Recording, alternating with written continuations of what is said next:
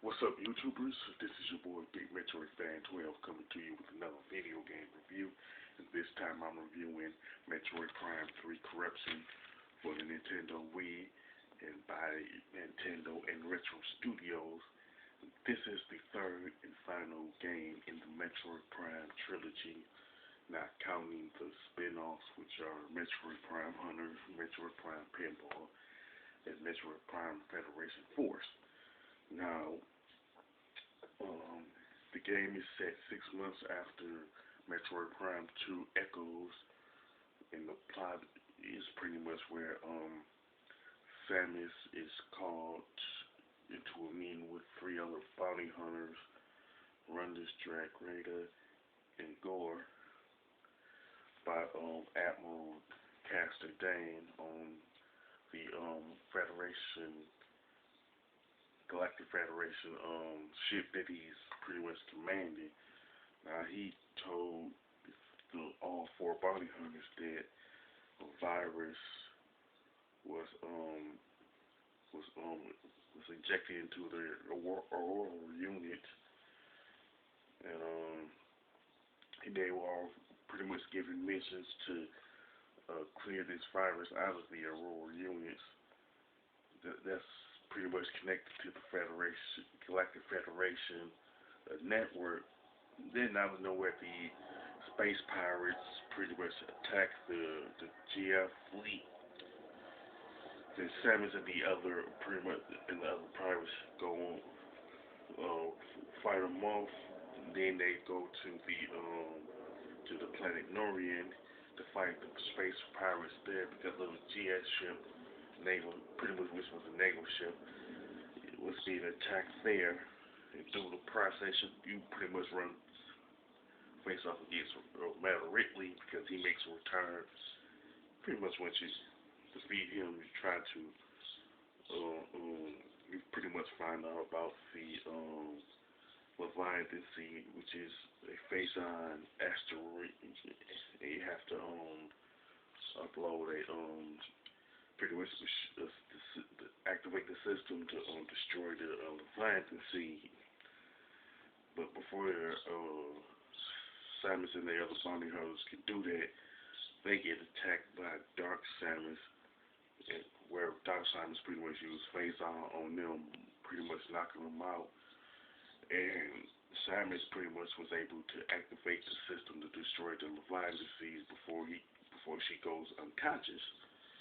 Then, like a month pretty much goes by, and Samus wakes up, and she pretty much was told that she and the other three bounty hunters were infected with with Phazon when Dark Samus attacked them, and all four of them were pretty much implemented with Phazon enhanced devices, PEDs for sure. And she was also told that the other three bounty hunters went to the other planets, Brio, Elysia, and like Valhalla to take care of the Leviathan Seas there, pretty much to investigate. But they just went missing, and the Galactic Federation wants Samus to investigate what happened to the other bounty hunters. So that's pretty much the story behind that. Now, Metroid Prime 3 is the only game in the Metroid franchise where Samus go to like multiple planets rather than staying on one planet. Now Brio, Elysia, Valhalla, and the space power homeworld is where Samus goes to through the course of the game. And one thing about the Metroid Prime 3, it pretty much remains consistent with the Metroid franchise as a whole in this lot because of the fact that it's non-linear. You know what I'm saying? Like a lot of the items and weapons that were in Metroid Prime 2, or both Metroid Prime games make a return. Like combat fighters and scan fighters are in this game pretty much like the first two. The X-ray visor make a return, and there's a new visor called the Command visor that's totally new, which allows you to get in contact with, make it possible for you to contact the Metroid Samus's gunship at certain times. And then there's the Seeker missiles from Metroid Prime 2 make a return. So do scroll attack. Then the plasma beam make a return. Then there's the Nova beam, which is a new thing in the Metroid series. Then a lot of the morph capabilities that you see in the first two Metroid Prime games make a return, with the exception of the power bomb, which apparently wasn't needed in this case. You know what I'm saying? And there's a lot of like items and weapons that you get throughout the course of the game, pretty much like the rest of the Metroid franchise. But I think that you get more items and weapons in Metroid Prime 3 than you would in the previous two games.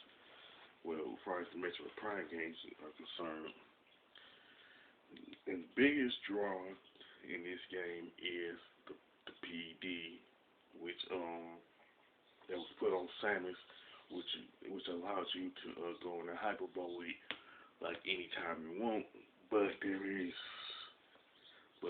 it is not like limitless. You can't just go into hyper mode throughout the entire game, because it will last like 25 seconds, and if you stay in hyper mode like too long, you're gonna end up dying. So you got to use the hyper mode when necessary. Even in boss battles, you have to know when to use and when not, and when to come out of it. You know what I'm saying? As far as the enemies are concerned, a lot of them are either new to the franchise or slight variations of enemies from previous Metroid games, which would include, of course, the first Metroid Prime games. You know what I'm saying? Now, Dark Samus, Ridley, and some of the space pirates do make a return. You know what I'm saying? And then there's the credit system, which has technically no effect on the gameplay, but what happens is if you like scan certain things, you earn like a credit. The credit system, the whole credit system is divided up into 4 credits, which are the blue credits, red credits, gold credits, and the friend credits. Now the red credits are earned simply by scanning creatures. The blue ones are earned through scanning the lore in the game. The blue credits, like I said, is you get it by scanning the lore, and the gold is where if you defeat a particular, you earn the gold credits by defeating a particular enemy, and that's pretty much the majority of the gold credits, and some of the other ones. And some of the other gold credits are earned by doing something in particular that's really important, and you earn friend credits by staging friend vouchers, and you can use those credits to like buy to pretty much say unlock slash buy different things like image gallery, the soundtrack to the Metroid Prime 3, stuff like that. You know what I'm saying? There's a lot, pretty much a decent amount of stuff to unlock by using the credit system. Now the graphics and gameplay. Now I'll get to the gameplay in a minute, but the graphics and level designs for Metroid Prime 3 are really good, and it has pretty much an excellent color palette, and it is pretty much a noticeable difference from Metroid Prime 2, which I do have to admit, the color palette for Metroid Prime 2 is kind of bland, but when you consider the dark acid in Metroid Prime 2, it makes sense for it to be a little bland, but Metroid Prime 3, graphically and from a level design standpoint, are just excellent. It is so good, just so good to look at. You know what I'm saying? And the gameplay is excellent as well. And plus when it comes to switching fires and switching beams and stuff, it's just as easy in Metroid Prime 3 as it is in the first two Metroid Prime games. You know, and I do like that you can use the grappling lasso to solve puzzles and to rip the armor over certain enemies and certain bosses. That's a really cool addition. You know what I'm saying? And the soundtrack for Metroid Prime 3 is just as awesome as it is in the first two Metroid Prime games, and in the Metroid franchise in general. Now, to be truthful, Nintendo and Retro